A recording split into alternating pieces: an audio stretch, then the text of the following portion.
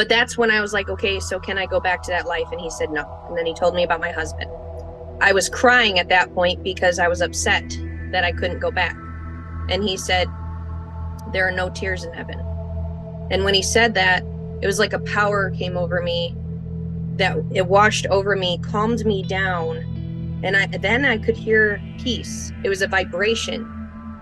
And I was just like, wow, wow. It calmed me down. And that's when I was able to have a conversation with him more clearly. And after he established that life was over, I was just kind of like, okay, now what?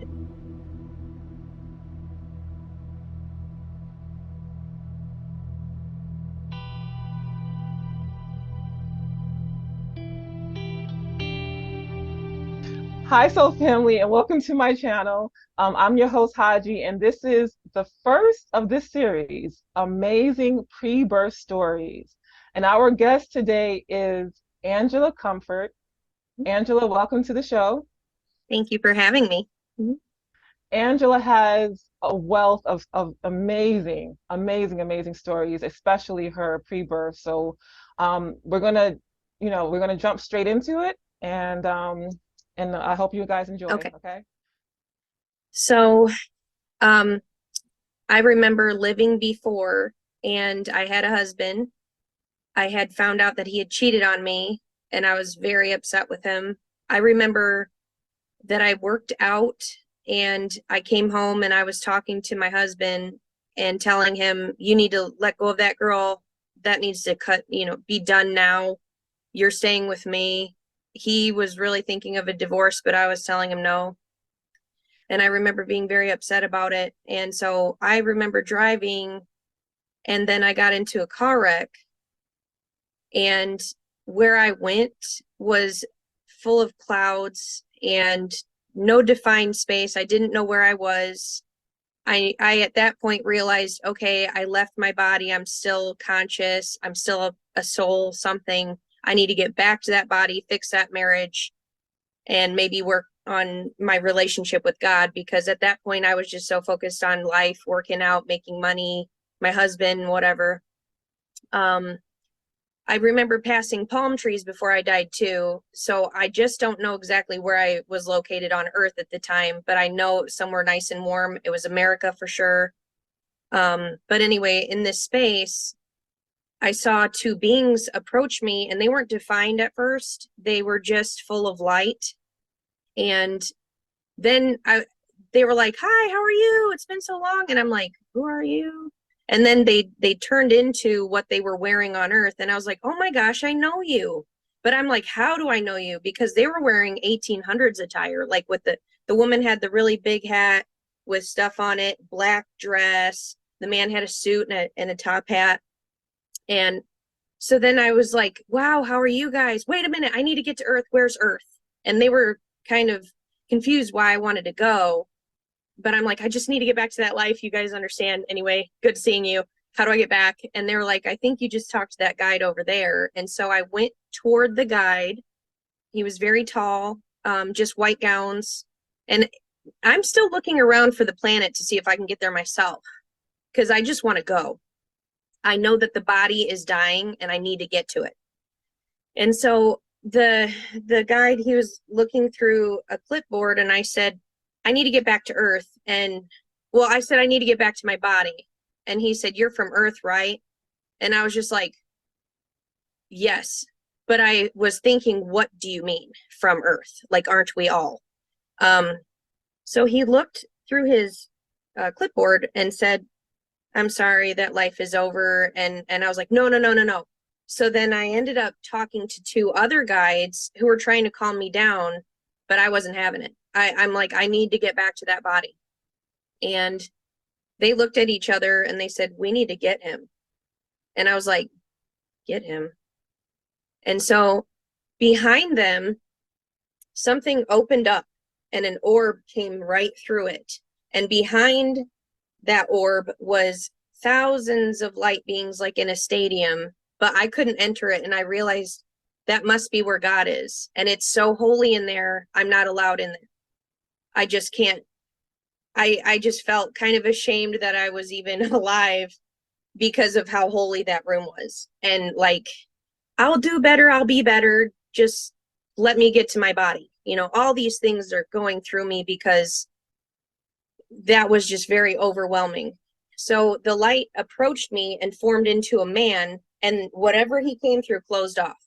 So now, once again, it's just two guides, this man in front of me. I don't know who's behind me anymore. I'm just so focused on this man because as he approached, his power was just so great. I knew if he said, you can go back to your body, it would be done. I knew that if he said I couldn't, that it would be over.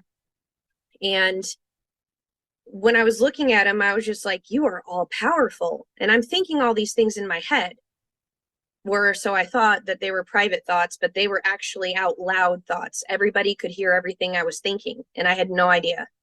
And so he approached and I said, you look like Jesus, but you're not Jesus, or you are, oh man. And it was like the realization that it was Jesus came over me because of how much power and love he had. And in his eyes too, like I know everybody says they were brown, but when I saw them, they were blue with, they looked like they had the universe inside. It was amazing. Like I've never seen eyes like it. And I was pretty close to him.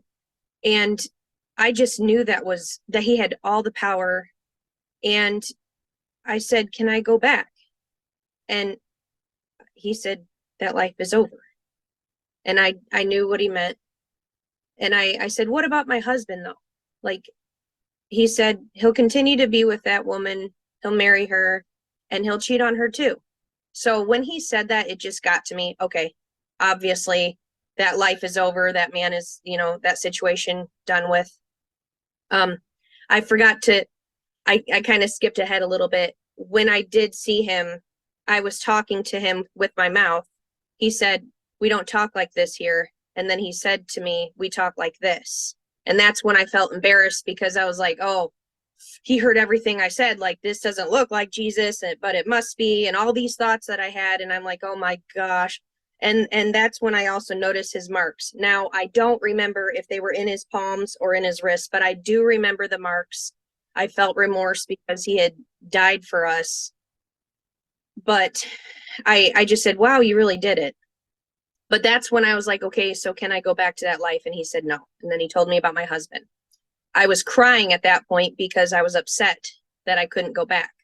And he said, there are no tears in heaven. And when he said that, it was like a power came over me, that it washed over me, calmed me down. And then I could hear peace. It was a vibration. And I was just like, wow, it calmed me down. And that's when I was able to have a conversation with him more clearly. And after he established that life was over, I was just kind of like, okay, now what?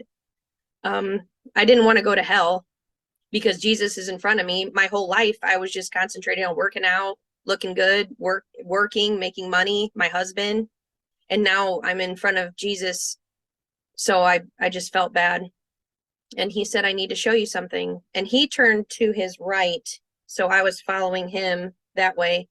And there was a guide with something. And there was a big screen that showed up. And I realized it was my life review. And I'm like, oh gosh, Jesus is with me watching my life review. There's probably going to be stuff that he's not going to like to see. So I was embarrassed again. But we walked through every moment, and some of it was sped up and some of it was slowed down. But the parts that were slowed down were the little parts. I remember one moment I gave some cash, like leftover cash, to somebody in a grocery store. And Jesus said that really mattered. And I'm like, wow, so it's the little moments. And then we got to the end of my life, but I do remember having to go back as well in my life review. Sorry. I was on a playground and I was a little girl, and I remember wearing dresses and shoes and having to stay kind of like on the grass. There wasn't really a swing set or anything. The boys were running around playing with a ball, and I couldn't join them because I'm a girl. And so I was a little irritated about that. But I remember a boy approaching me, and all my friends were like, he's going to ask you out. And I'm like, be quiet, because I didn't want him to. And he did. And I said, I'm sorry. And I said, I'm sorry, I just can't. And I turned back around to my friends, and I was like, ugh.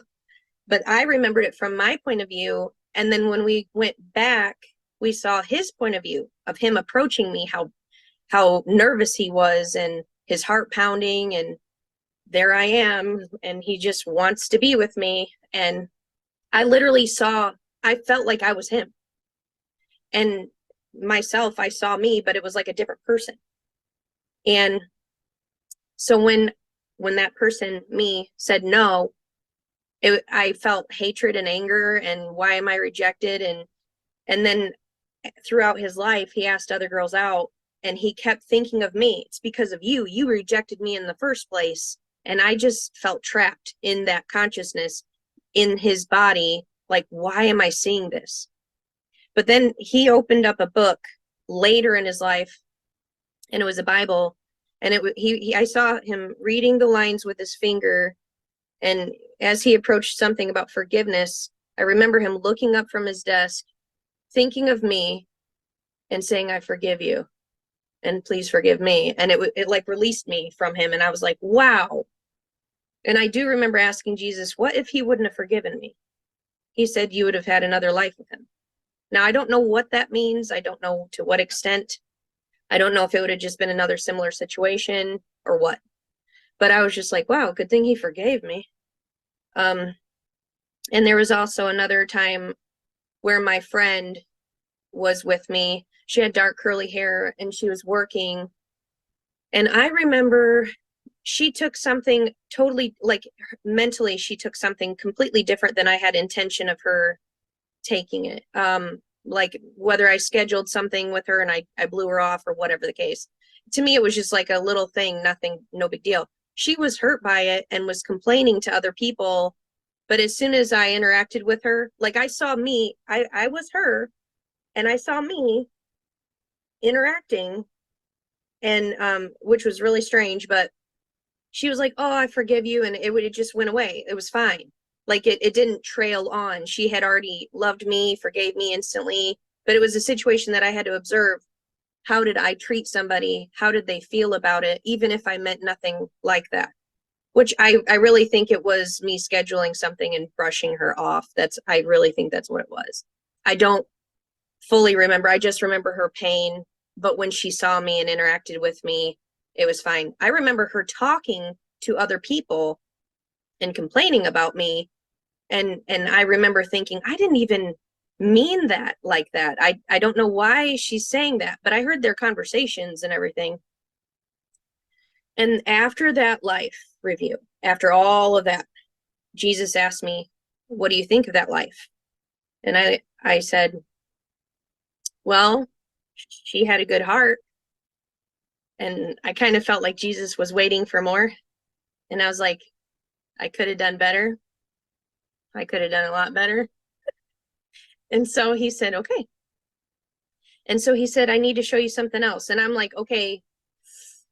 I still remember feeling, I don't want to go to hell. I don't know what's going to happen, anything. So yeah, sure, show me. So then he shows me another screen completely separate from the first one. And he said, I need you to judge this life. And I said, okay, no problem. So as I'm watching it, I'm just watching a television screen. I'm not even involved with it. Nothing, no emotional attachment. Don't recognize anyone on the TV, nothing. It's like a TV, I say, but it was like a flat screen projection, something like that. And so as I'm watching it, I'm seeing the girl is kind of living in poverty, having some issues, normal life up until she gets involved with some guys and her heart gets broken. And I'm like, oh, I feel for you, because I just went through that in my life. So I'm identifying with you through that situation. But she kept staying with the guy, even though signs were pretty clear, you need to leave. There's nothing going on in the relationship that's good. But she just kept staying.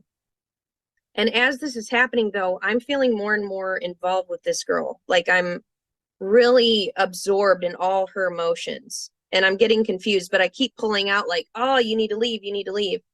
And then feeling the pain and the hurt every time she stays with this guy. And I just don't understand why she's staying. And then at some point, even I push away further and I'm like, why are you with him? Why are you doing this?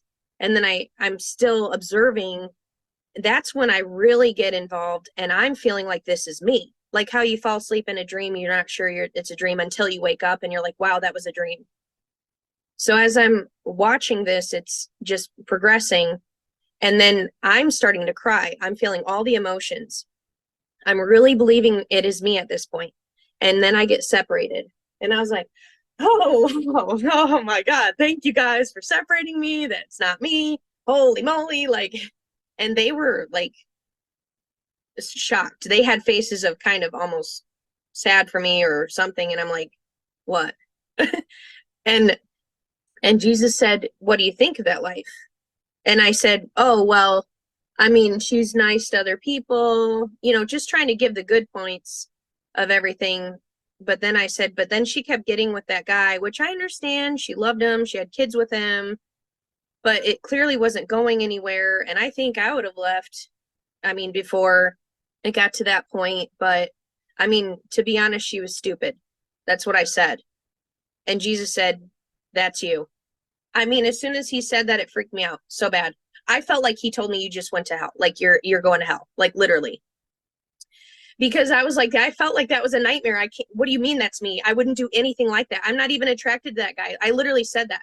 I said, what are you talking about? That life has nothing to do with me. I recognize none of it. And he said, you'll like the mother. And I was like, I will. I don't even know why, but he knew if he said that to me, I would calm down and listen. But that's Jesus, I guess. Like, I don't know how he knew that. But he said, would you like to meet her? And I was like, yeah. And he approached me and went this way. And as he did, I followed him. And like I kind of turned myself. And there's Earth. I'm like, the whole time the Earth is right there. Oh my gosh. And so I just remember looking down on the Earth and being with Jesus. I'm like, I'm about to have a good time here. So Jesus said, are you ready? And I said, yeah. And so he jumped and started flying, and somehow I went with him. I don't know if we were tethered together. I don't know. But as we approached, it was sunny behind me, and it was Africa where we were going. And as we were zooming in, it was like really fast. I guess we were somewhere between the moon and Earth, or maybe on the moon, something like that, but that not that too far away, but like we were like getting close. So as we approached Africa, it was like the middle of it. It was like the country got bigger and bigger, you know, to me. And we zoomed in on a group of people. They were going like this and like dancing and stuff. And I was just like, so I stopped thinking, I'm going to witness Jesus like telling them no and saying, don't conjure and stuff. But I stopped and he kept going a little and he kept going. And I'm like, you know, thinking, what's going on here? And he literally moved his arm like, come on. He didn't even say anything to them or me. And I was just like, okay. So we continued and we were just over the treetops and we were going faster and faster. And the sun must have been behind me because we were going east. And I know I passed the wall of China, and I ended up looking it up later because it didn't make sense. How could I be heading to Mishawaka, Indiana from Africa and pass the wall of China? Well, if you look at the map, there's a tiny little section, and that's where I must have flown over. Because I was like, the wall of China, wow, you know, just looking at everything. This is amazing. It was so, so cool. And then we approached the Pacific Ocean, and I wanted to touch it, but I was like, if I touch it, I'm going to slow Jesus down, so I better not. But I just really wanted to, but I don't think he would have cared, but I wanted to respect him. Like, he has authority, and I don't want to make him mad, but I don't think I did. But anyway, I mean, we approached California, and then it was like middle of the states, and then all of a sudden Indiana, like that quick. It was so fast. And then when we stopped, we were in the middle of the street in Mishawaka, Indiana, and it was nighttime. So when I approached Africa, it was daytime. It was sunny. And when I was in Mishawaka, Indiana, it was nighttime. And so I'm looking around, where am I going? You know, what's happening? And I said, where's the mother to Jesus? And he said, inside, talking about the house. And I said, oh, well, how do I see her? And he said, just approach. So then I started, like, I was like nervous, like, okay, I'm going to see this mother. And as soon as I moved toward the house, boom, I'm in the kitchen. I didn't even have to, I was like, what happened here? She was doing dishes, and I was going to bring a picture, dang it, but I don't know where it's at right now. I'm sorry, but to kind of help give a visual. But anyway, she was doing dishes, and I was watching her like, and I felt her frantic energy. Like, she's a bit stressed out. She's worried about a lot. She's constantly thinking, and that is totally my mother now. Like, seriously. And I was just trying to see her more. And then two voices came from the other room, and I looked to them, but it was like either I wasn't allowed to see them or their arguing pushed me out. I don't know if they were arguing or raised their voices or what, but when I went to look to them, boom, I'm back out with Jesus. I didn't get to see my dad. I didn't see the house, the rest of it, just the kitchen. And I was like, what was that? And Jesus said, that's normal family life. And I said, okay. And then I heard something behind me, and I turn around. It's a car coming. And I was like, oh! So I get out of the way, and it goes right through Jesus. And I was like, he didn't even move. He didn't care.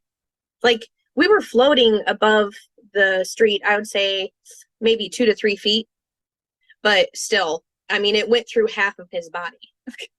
And he said, are you ready to go back now? And I said, yeah, thinking we were going to fly again and it's going to be so cool. No, it was instant. We were back wherever we were from the first time. And I was like, oh man, because I wanted to fly again. That was so fun. You feel so safe. You're not going to fall. Like, Jesus is with you. You could go as fast as you want. It was so cool. But I mean, he took control of it. I just was going for the ride and just looking at all the trees and everything. It was so fun. But so continuing on, after that ride, I was like, oh, the reality hit me. I'm going to be that person. Nah, like, I don't want it. Yeah, you showed me some cool stuff, but no. And because I already lived my life and already had a guy cheat on me, I don't want to do it again. And so I was like, well, if I'm really going to do this, I have some questions. Why do I need to do it? And he said, I need you to. You're the only one that can do it. And I felt that. I still don't really understand why me. Why am I the only one that could do it? But I asked him, okay, well, how long will it last? He said about 30 years. So when I was turning 30, when I was like 29, 28, I was like, I'm going to die when I'm 30. And that didn't happen because I've been asking ever since, like, thank you for letting me come here. Please let me live longer than you originally said, because I want to help influence as many people as possible, or help you. I just want to help, you know. And I said, what will my personality be like? And he lifted his arm and said, you'll be born under the sign of Aries. And so I looked where he was pointing, and I literally saw the constellation. I was like, oh, wow. And it came down like a flash of light, and I felt it. Aries, I know what that is. And I was Aries before in my previous life. So I was like, oh, I'll have a similar personality. Well, he actually said, you'll have a similar personality as before. And I said, what about school? Because it's like all the things I don't want to do keep popping in my head. And he said, I'll make it easy for you. So I did graduate from St. Mary's College with a Bachelor in Sciences in Biology. It was a little hard sometimes, but I got through it. I remember he said technology would increase. He actually had a cell phone. And I was like, whoa, this is cool. And it was like literally a smartphone. And I remember scrolling and stuff. And I was like, how does it work? I don't get it. And he said, like, he showed, I would say, a holographic Earth. and that we would all be connected. Little lights would ping up all over the earth, and it's like light workers, and we would all be connected. And the way he described it was through a web. So now, as I understand it, the internet, the web, okay. So that must have been how the phone was working. And I said, well, I always be connected to you because I can't do it if you're not connected to me. And he said, yes, I'll always be with you. So and he said he would send some guides with me. And I'm trying to think if there was anything else in that fragment. I do remember, he said your new name will be Angela Comfort. So he waved in front of himself, and above me, like holographic image of my old name pixelating out, my new name coming in. And I was like, okay. You know, I still didn't want to go. So I said, well, what will I look like? So then he took me to this other area, and it was like a vanity, and it had a really nice, beautiful, everything was beautiful mirror. And I looked at myself and I was like, oh, I look like I did before. But I noticed just mostly in my eyes that I looked really similar to how I did before. My nose and my chin were kind of similar, but I wasn't sure. And then I turned myself back and forth, and I was like, no, my nose is a little longer this time, and my chin too in this life. But I could actually see it like a holographic mask over myself. So as I turned, I could see my real self and the new Angie on top of it. And I was like, I wonder if people will recognize me. But then I also saw my daughter, Kirsten.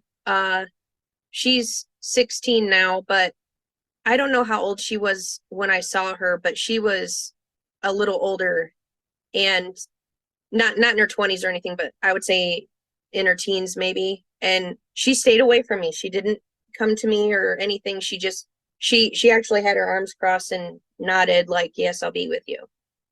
And that is totally her personality now. And the other two, Lauren and Braden, were like jumping at me. You're my mom, you're my mom. And I was like, yes, I'm your mom. I don't know you. So anyway, I'll be your mom. You know, like, I kind of love you, but I don't know you. But I totally love them now as I am.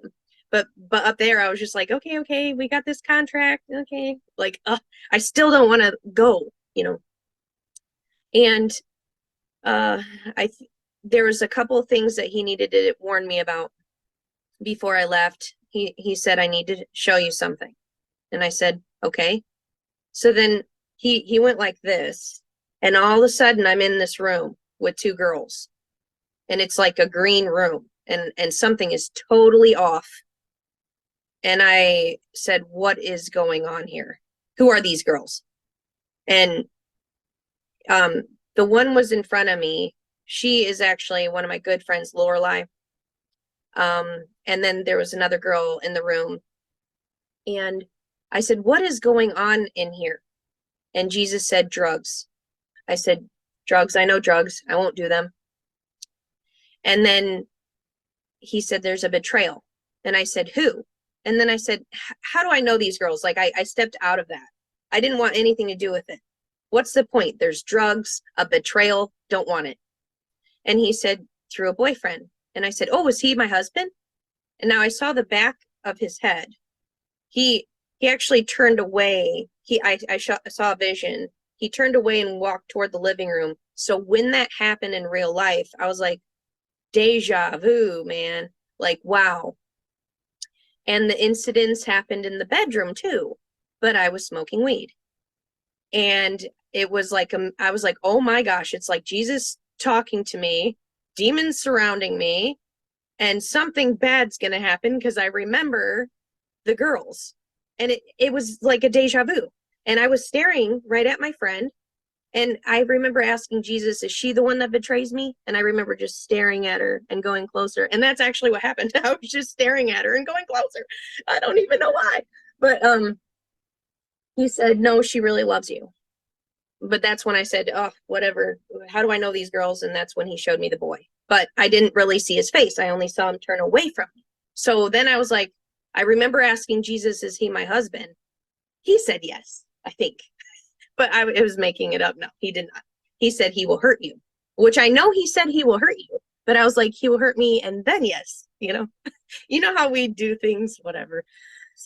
So there was another incident too where he needed to, I guess he needed to really show me about the drugs thing, because he showed me again, and I'm like, why are you showing me about drugs? I don't do drugs. I'm not going to.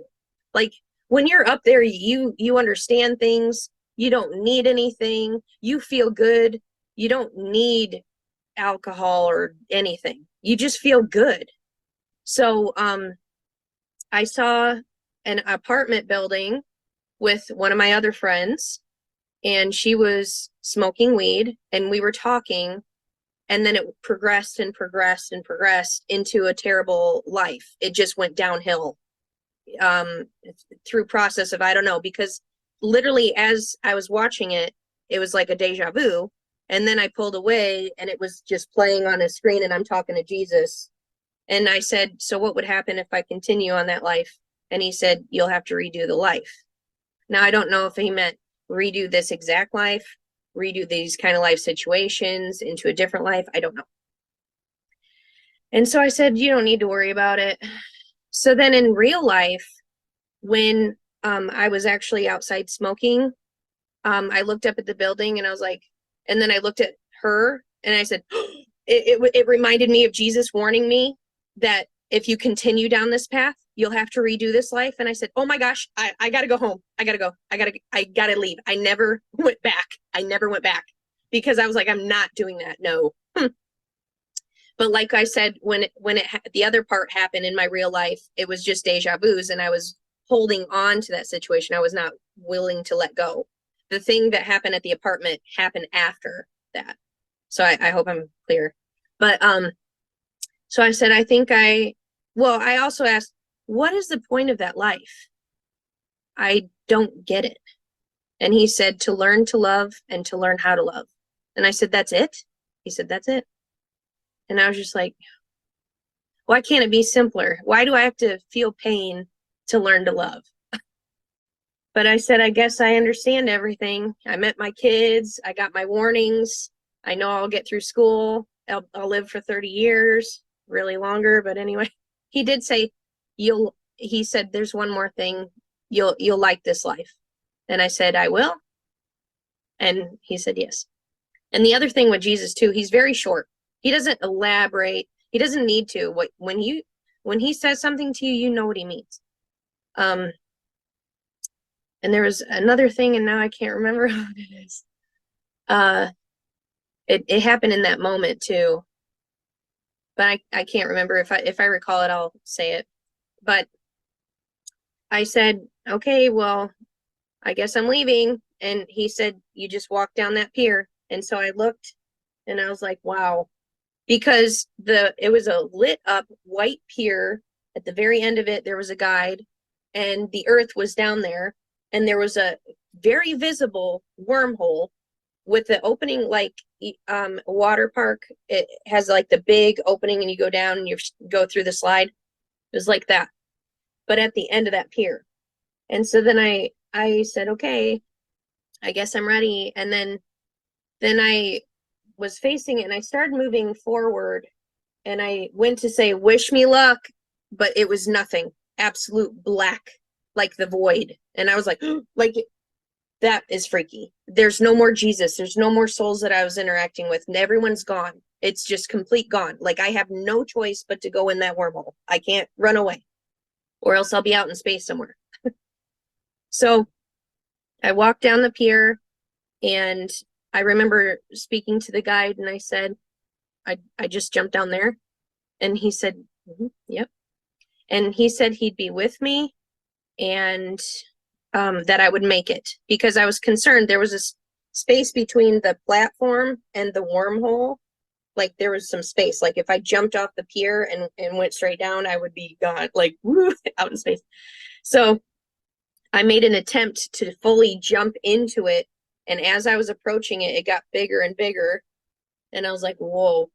And it was cyan mostly, with a little bit of light rainbows in it, and it was swirling around. And then it got smaller and smaller, and I felt like I was getting tighter and heavier. And I'm like, oh, it's hard to stay awake. I'm tired. So I fell asleep. And then I woke up inside my mom. And when I was inside my mom, I was small. Like I had hands. So I said, I made it. I made it. And I opened and closed my hands. I really made it. I made it, Jesus, like you said. And I remember counting my fingers, and then I was like, okay. And I couldn't see my feet, and that freaked me out a little bit. I could only see past my knees a little bit. And I'm like, okay, I have 2 legs because I'm feeling at this point. And I'm wiggling my toes. I said, I feel toes. Well, Jesus didn't say I'd have deformities, so I guess I'm okay. And then I woke up a few other times in the womb, but each time it was like, at first I had room. You know, I'm moving around. I can fully stretch my legs. No big deal. But as time went on, I noticed I was more and more cramped. So I had less room, but it was more tiring. So I would just keep falling asleep. And then the last time I started feeling like something's going on. And I'm like, I'm on a mission, people, leave me alone. And it was actually me being born. It was my time. And I was like, oh my gosh, this is it. And so when they got me out, they put drops in my eyes, and now I'm like, oh, now I can't see at all.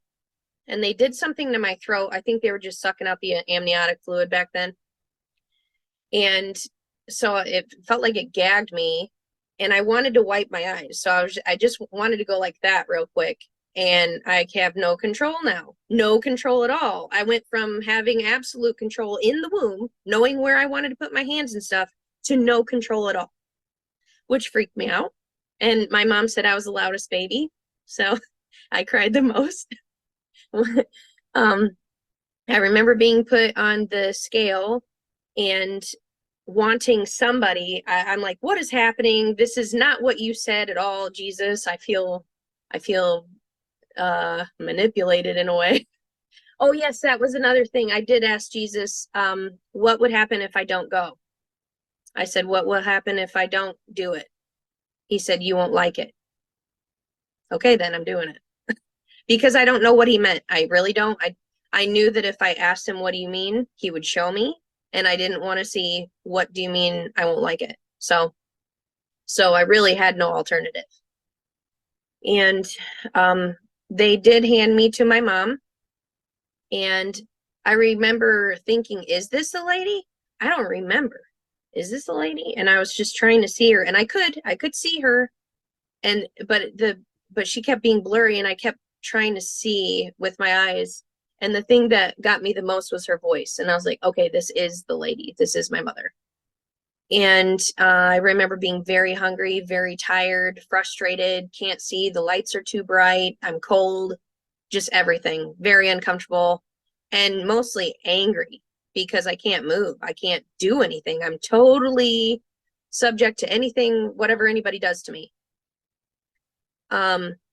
I do remember her breastfeeding me, and she told me she did for the first, I think, 2 or 3 months of my life. And that was so awkward. I was like, oh my gosh, I know what's happening here. Well, they don't know that I know. So anyway, I just felt so awkward. But they did think that I'm just a little baby, but I'm totally aware of what's happening. And I do remember as I continued, as I fell asleep and woke up and fell asleep and woke up, I would forget more and more who I am, what I'm there for. It's more just a dream, falling into the dream more, into this life. And so I had little tidbits of recollection of my experience throughout my life. And when my oldest was born, Kirsten, I actually, I knew she would be cold and can't see and afraid and all of it. I just knew all of it. And I was like, hand her to me, hand her to me. I just wanted her so quickly. So I'm pretty sure I remembered most of this all my life. But in my late 20s is when I really remembered the whole thing. So that's my story.